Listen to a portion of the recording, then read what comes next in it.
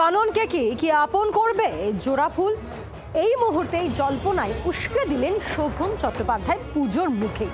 অভিষেক বন্দ্যোপাধ্যায়ের সঙ্গে দেখা করে অতি শীঘ্রই সক্রিয় রাজনীতিতে ফেরার আর্জি জানিয়েছেন তিনি।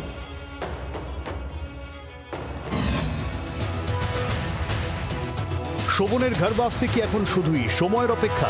পুজোর আগে এমনই জল্পনা বাংলার রাজনৈতিক মহলে।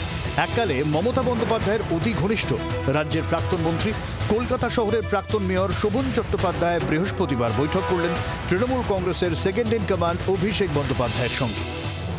শোভনদা, আজ দীর্ঘদিন বাদে যেটা আমরা জানতে পারছি যে আপনার সঙ্গে অভিষেক বন্দ্যোপাধ্যায়ের একটা বৈঠক হয়েছে। আমি অভিষেকই দুজনে মিলেই গেছিলাম। হ্যাঁ, যে দুর্গাপুজোর প্রাককালে অভিষেকের কাছে একটু দেখা করার সময় চেয়েছিলাম, সময় দিয়েছিল এবং খুব আপ্যায়ন করেছে এবং দীর্ঘক্ষণ আমরা বিভিন্ন বিষয়ে আলোচনা করেছি। তিনি যে অতি শিগগিরই রাজনীতিতে ফের সক্রিয় হতে চান সেই বার্তা অভিষেক বন্দ্যোপাধ্যায়কে দিয়েছেন বলেও একান্ত ফোন আলাপে জানিয়ে দিয়েছেন শোভন চট্টোপাধ্যায়। অভিষেকের পক্ষ থেকে আপনি রাজনীতিতে সক্রিয় হওয়ার আর কোনো আহ্বান পেলেন?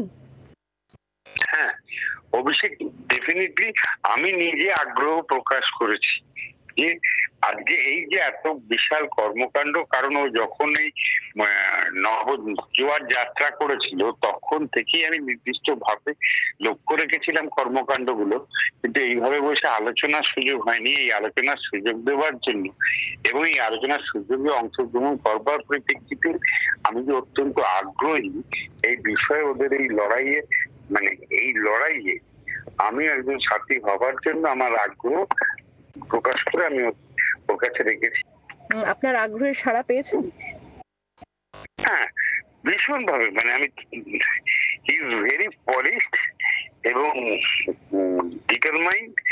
পুজোর আগে না পরে শোভনের ঘর বাপসি তাহলে কবে, সেই প্রশ্নের উত্তরও দিয়েছেন। নাকি পুজোর পর থেকে ফের সক্রিয়ভাবে রাজনীতিতে শোভন চট্টোপাধ্যায়? দেখুন, আমি রাজনীতিতে পুজোর পর থেকেই কিনা সেটা তো সামগ্রিকভাবে তৃণমূল কংগ্রেস দল কখন কোন সময়ে এটা ম্যাচিউর করবে সেটা সামগ্রিকভাবে দেখুন, মাথার উপর মমতা দিয়ে আছে, অভিষেক রইল। এর পরিপ্রেক্ষিতে যখনই নির্দেশ দেবে বা ডাক পড়বে তখনই এগিয়ে যাওয়ার প্রক্রিয়া এগোতে পারে। রাজনীতিতে নিজের দলে মমতা বন্দ্যোপাধ্যায় যে কজন কাছের লোক বলে পরিচিত তাদের মধ্যে অন্যতম শোভন চট্টোপাধ্যায়। বলতে গেলে মুখ্যমন্ত্রীর ছায়াসঙ্গী ছিলেন একটা সময়। বিজেপির সঙ্গত্যাগের পর থেকেই তৃণমূলের সঙ্গে ফের ঘনিষ্ঠতা বেড়েছে শোভনের। মমতা বন্দ্যোপাধ্যায়ের হাত থেকে ভাইফোঁটাও নিয়েছেন। অপেক্ষা ছিল শোভনের ঘর বাপসি। সন্দেহ নেই কিছুদিনের মধ্যে ঘাসফুলের শোভনের ভাগ্য কি হতে চলেছে তা পরিষ্কার হয়ে যাবে। শ্রেয়সী গঙ্গোপাধ্যায়ের রিপোর্ট, জি24 ঘন্টা। বাংলার আওয়াজ, বাঙালির আবেগ, জি24 ঘন্টা।